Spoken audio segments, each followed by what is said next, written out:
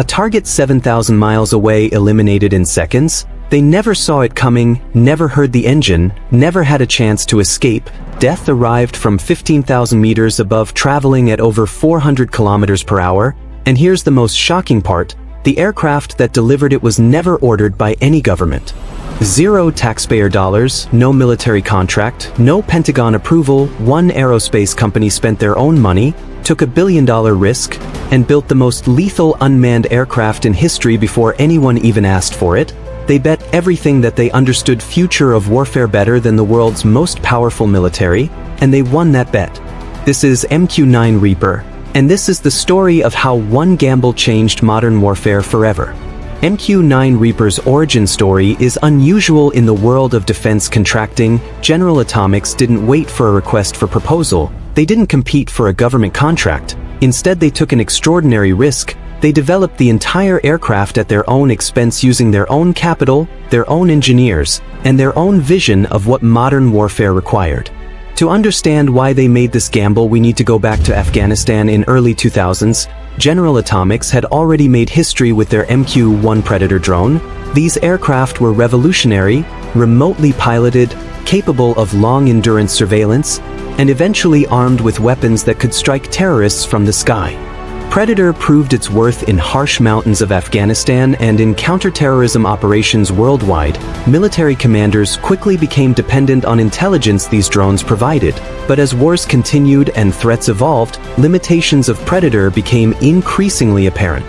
Predator was relatively small, its payload capacity was limited, it couldn't fly as high, couldn't stay airborne as long, and couldn't carry heavier weapons that modern combat demanded.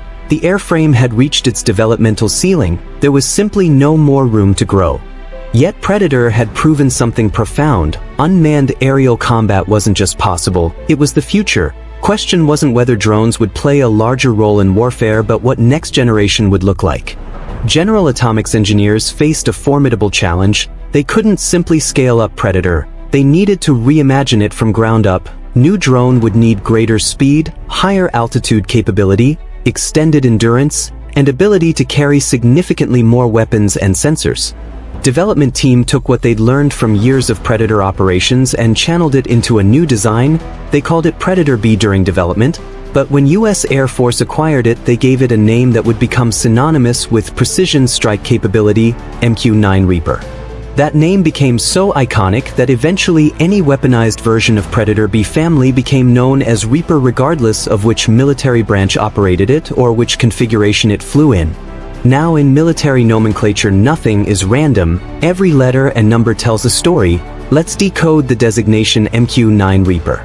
M stands for multi-role. This isn't just a surveillance platform or just a strike aircraft. It's designed to do both, switching seamlessly between reconnaissance and combat roles. Q indicates remotely piloted unmanned aerial vehicles. This distinguishes it from autonomous drones or other types of unmanned systems. And that 9, it means this is the 9th vehicle in the lineage of remotely controlled unmanned aerial systems in US military service, a testament to how far drone technology has come. As for Reaper, that's a common name like Predator before it or Hawk or Eagle. It's evocative, memorable, and in this case perfectly captures the aircraft's lethal precision. When people talk about MQ-9 Reaper, they often focus on aircraft itself, sleek angular fuselage, distinctive inverted V-tail, long narrow wings. But Reaper isn't just an aircraft, it's an entire weapons system, and understanding that system is crucial to understanding its capabilities. At heart of the system is drone itself, equipped with advanced sensors, weapons hardpoints, and communication systems, but it doesn't operate alone. On ground, sometimes thousands of miles away, sits a ground control station where pilots and sensor operators fly aircraft as if they were in cockpit. Then there's Predator Primary Satellite Link, the crucial communication backbone that allows real-time control across continents. Support systems maintain and coordinate everything, and most importantly, there are highly trained operators, pilots, sensor operators, mission coordinators who bring technology to life. This is where things get interesting. Reaper isn't controlled by a single person with a joystick. It's flown by a crew just like a traditional aircraft. but that crew operates in shifts thousands of miles from battlefield in climate-controlled facilities where combat is experienced through screens and sensors. Complexity is staggering. Every flight requires reliable, coordinated interaction between multiple technical components and multiple people all working in perfect synchronization. When you consider that these flights can last 27 hours and in extended configurations even longer, logistics become even more impressive.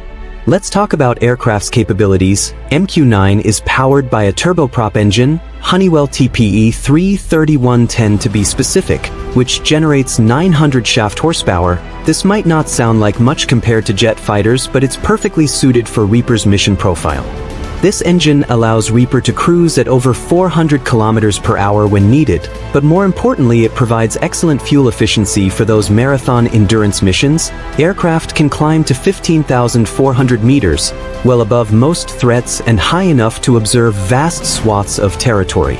And the endurance, in standard configuration 27 hours of continuous flight, extended range version pushes this to 34 hours. Think about that. A single aircraft can maintain watch over a battlefield for more than a day straight without refueling, without crew changes in air, continuously gathering intelligence or ready to strike. But surveillance alone doesn't earn you the name Reaper. This drone is a hunter-killer and its weapons load reflects that mission. Reaper's primary weapon is AGM-114 Hellfire missile, same weapon that proved so effective on Predator. These are precision-guided air-to-ground missiles designed for surgical strikes against armored vehicles, bunkers, and high-value targets. Each missile weighs about 50 kilograms and can be guided to its target with remarkable accuracy using laser designation. But Reaper can carry much more than Predator ever could. Where original Predator might carry 2 Hellfires, Reaper can carry up to 8 in its MQ-9A configuration, or it can mix its payload, for Hellfire missiles plus 2 GBU-12 Paveway 2 laser-guided bombs. These Paveway bombs are based on venerable MK-82 bomb, a 227-kilogram weapon that's been in service for decades, but with modern laser guidance systems these bombs can strike within meters of their designated target. They're heavy hitters used when you need to destroy a building, eliminate a hardened bunker, or neutralize a larger target area. Reaper has 6 external hardpoints and can carry up to 1,361 kilograms of ordnance. This gives mission planners incredible flexibility. They can configure aircraft for different mission profiles, anti-armor operations, close air support, precision strikes against leadership targets, or infrastructure destruction. But here's what makes Reaper truly formidable. It's not weapons themselves, it's how it finds its targets. MQ-9 Reaper's real power lies in its sensor suite, and centerpiece is its Multi-Spectral Targeting System, or MTS. In MTS-B version, crew has access to an infrared sensor, a color day camera, a monochrome day camera for enhanced detail, a shortwave infrared camera for detecting heat signatures, a laser rangefinder for precise distance measurement, and a laser target designation system for guiding weapons. There's also radar because sometimes visual sensors aren't enough. Now here's where it gets fascinating. Each of these sensors feeds data to operators and they can view each sensor feed individually, but real magic happens when they combine these feeds. Think of it as real-time post-production, like what film studios do but for battlefield surveillance. An operator might overlay infrared view on visual spectrum camera revealing heat signatures of vehicles or personnel hiding in shadows. They might combine radar data with visual tracking to follow a target through dust storms or clouds. System gives operators an almost godlike view of battlefield, able to see through darkness, through weather, through camouflage. And capabilities keep expanding. Recently tested electronic warfare systems allow Reaper to detect enemy radar and infrared targeting systems. Self-defense equipment lets it identify threats and potentially jam them. Drone can see most ground targets day or night, even if they're sheltered or concealed. But wait, there's more. Reaper isn't just for land operations anymore. Special containers can carry, deploy, and control sonobuoys, those submarine hunting sensors that navies have used for decades. Maritime radar systems are being adapted for Reaper, allowing it to track ships and submarines. Suddenly, this drone that was designed for counterterrorism in mountains of Afghanistan can hunt submarines in Pacific Ocean. And then there's artificial intelligence. In 2020, General Atomics tested Agile Condor module, An AI system that can autonomously find, track, and identify potential targets, then present them to human operators for final decision-making.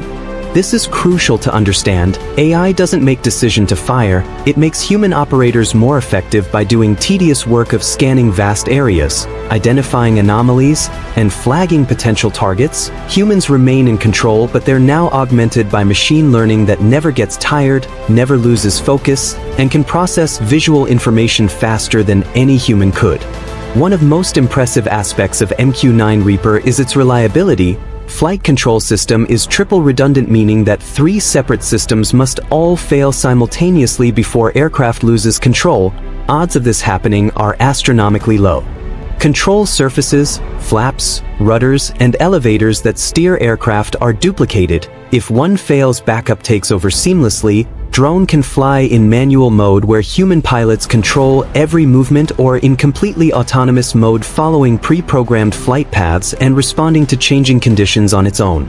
General Atomics estimates operational efficiency of system at 90%, meaning that 9 out of 10 missions proceed without significant technical issues. In world of complex military systems, this is an exceptional success rate.